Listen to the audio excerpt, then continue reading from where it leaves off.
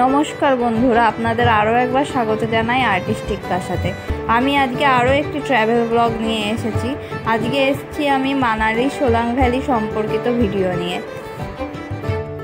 মানালি থেকে 16 কিলোমিটার দূরত্বে অবস্থিত সোলাং ভ্যালি প্রধানত স্নো টাইমে স্নোয়ের জন্য এবং স্নো অ্যাক্টিভিটির জন্য বেশি ফেমাস।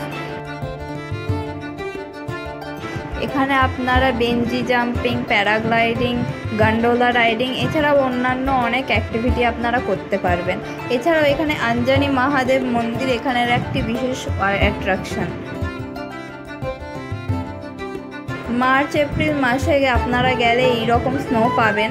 আমরা গিয়েছিলাম 22শে মার্চ, যথেষ্ট স্নো ছিল এখানে।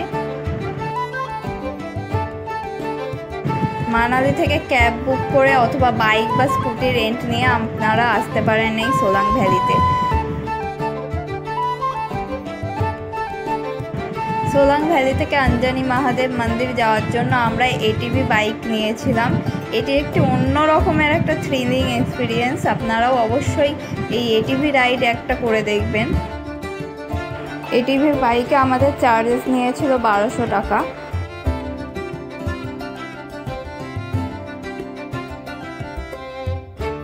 এটিভি রাইডে আপনারা এইরকম সুন্দর মনোরম দৃশ্য দেখতে দেখতে পৌঁছে যাবেন আঞ্জানি মহাদেব মন্দিরে।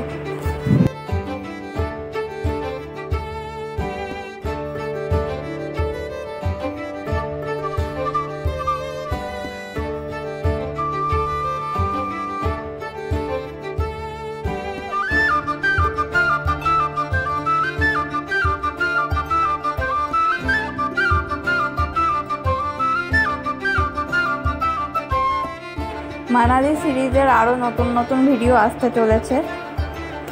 আজকের ভিডিওটি আপনাদের ভালো লেগে থাকলে লাইক কমেন্ট অবশ্যই করুন এবং অবশ্যই সাবস্ক্রাইব করুন আরও নতুন নতুন ভিডিও পেতে। Till then stay happy and creative.